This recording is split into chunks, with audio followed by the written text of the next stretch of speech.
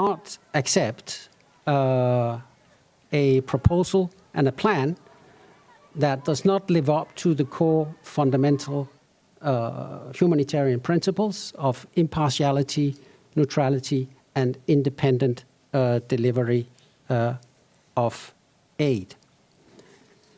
And what they were presented with appears designed to further control and restrict supplies, which is the opposite of what is needed. It appears to be a deliberate attempt to weaponize the aid. And we have warned against that for a very long time, that aid should be provided based on humanitarian need to whomever needs it, targeting those who need it most first, and not be used as in any way as a tactic to move people to any particular place or to convince people to do this, that, or the other. It is to cover their basic life-saving needs. Roman Catholic cardinals begin the process of electing a new pope on Wednesday, locking themselves away in the Vatican's Sistine Chapel until a decision is reached. This ritual, steeped in history, follows a public mass in St. Peter's Basilica. Cardinals then convene in a secret conclave to choose a successor to Pope Francis, who died last month. The election process is expected to last several days, as no pope has been elected on the first day of a conclave for centuries. There will be only one ballot on Wednesday, with up to 4 votes per day thereafter. Cardinals will burn their ballots, with black smoke marking an inconclusive vote and white smoke and bells signalling that the 1.4 billion member church has a new leader. At a mass before entering the conclave, cardinals prayed for guidance in selecting a pope who would exercise watchful care over the world. In recent days, cardinals have offered different assessments of what they're looking for in the next pope. Some desire continuity with Francis's reforms, others favor tradition, and many prefer predictable leadership. A record 133 cardinals from 70 countries will participate, up from 115 from 48 nations in the last conclave in 2013. No clear favorite has emerged, although Italian Cardinal Pietro Parolin and Filipino Cardinal Luis Antonio Tagle are considered frontrunners.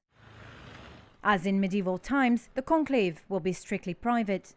The Vatican has taken high-tech measures to ensure secrecy, including jamming devices to prevent any eavesdropping. The average length of the last 10 conclaves was just over 3 days, with none exceeding 5 days. The 2013 conclave lasted just 2 days. The cardinals will aim to wrap things up quickly again this time to avoid giving the impression that they are divided or that the church is adrift.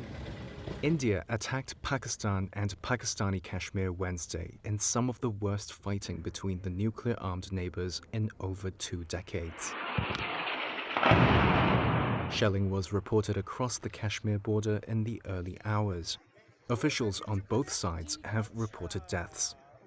It comes in the wake of an attack on the Indian side of Kashmir by Islamist assailants that killed 26 Hindu tourists last month. India said Pakistan-based militants were responsible, but Pakistan denied involvement. On Wednesday, New Delhi claimed it struck 9 Pakistani sites it called terrorist infrastructure used for planning and directing attacks against India. An Indian defense source said they targeted headquarters of Islamist militant groups Jaish-e-Mohammed and Lashkar-e-Taiba. In Pakistan-administered Kashmir, locals in Muzaffarabad awoke to sounds of heavy munitions pounding the city. Suddenly, shelling started. I think 10 to 15 missiles hit here. We had a big mosque here where our elders, young children, and students used to come here to pray and study in madrasa. It has been destroyed in front of you. In the night, the entire neighborhood was in fear and panic, and the entire population fled from here and there.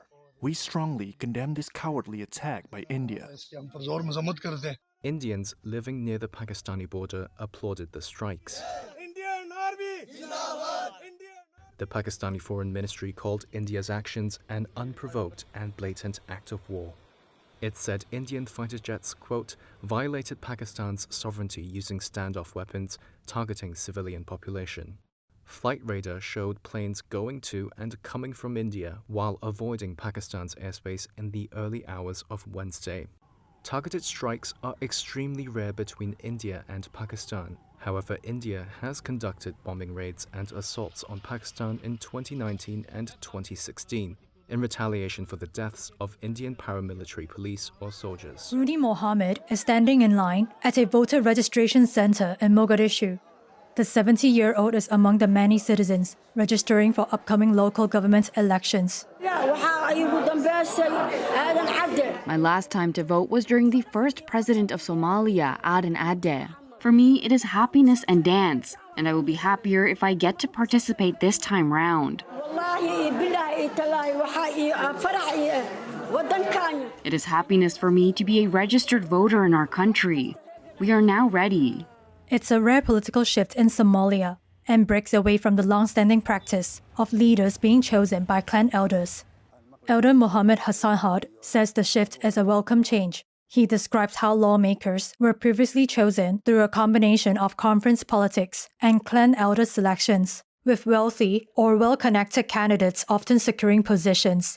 He says it is a dignity for the country when the public can vote for the candidate they like and reject the one they don't. But the process faces challenges. Election officials have been taken aback by the overwhelming public interest, leading to overcrowding at registration centers. And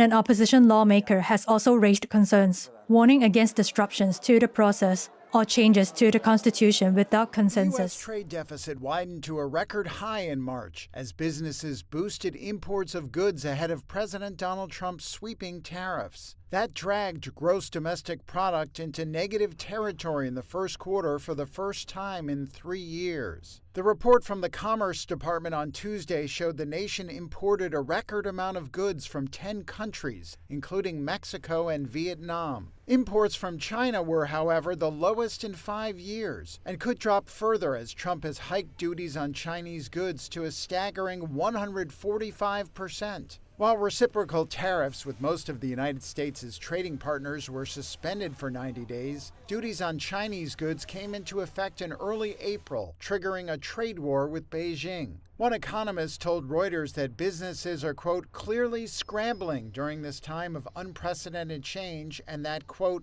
the worst is undoubtedly yet to come, adding that there are still no trade deals that have been announced. The trade gap jumped 14% to a record $140.5 billion, exceeding the forecast of economists polled by Reuters. Imports rose to an all-time high, driven by pharmaceutical-related goods, computer accessories, and auto parts. The government reported last week that the trade deficit cut a record 4.83 percentage points from GDP last quarter, resulting in the economy contracting for the first time since early 2022. Trump sees the tariffs as a tool to raise revenue to offset his promised tax cuts and to revive a long-declining U.S. industrial base. Economists expect the flood of imports to ebb by May, which could help GDP to rebound in the second quarter. But they caution that the lift from subsiding imports could be offset by a drop in exports as other nations boycott American goods and travel. Standing in front of a towering column of smoke in Port Sudan,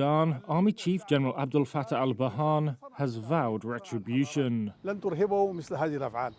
Drone strikes have pounded Sudan's wartime capital for days, opening a new front in the conflict between Burhan's armed forces and the paramilitary Rapid Support Forces.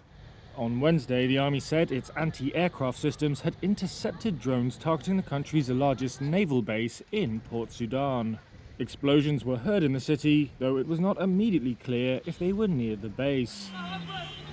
Port Sudan had enjoyed relative calm since the civil war erupted more than 2 years ago. It has become a hub for diplomats, UN officials and agencies and is Sudan's key gateway for humanitarian aid.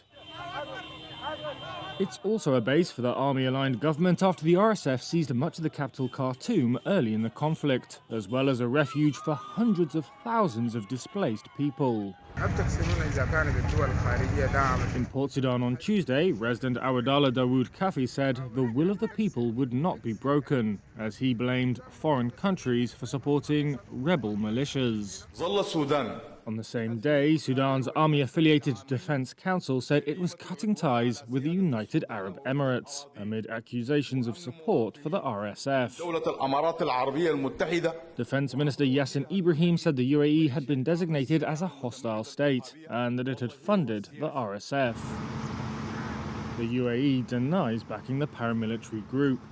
On Monday, the International Court of Justice said it could not rule in a case brought by Sudan's government accusing the UAE of fueling genocide. Despite that ruling, some UN experts have found Sudan's allegations of UAE support for the RSF to be credible and continue to investigate. I will accept their word, and we are going to stop the bombing of the Houthis. U.S. President Donald Trump on Tuesday announced the U.S. will stop bombing the Houthis in Yemen, saying the Iran-aligned group had agreed to stop interrupting important shipping lanes in the Middle East. The U.S. intensified strikes on the Houthis this year to stop attacks on Red Sea shipping. Trump spoke to reporters on the subject during an Oval Office meeting with the Canadian Prime Minister.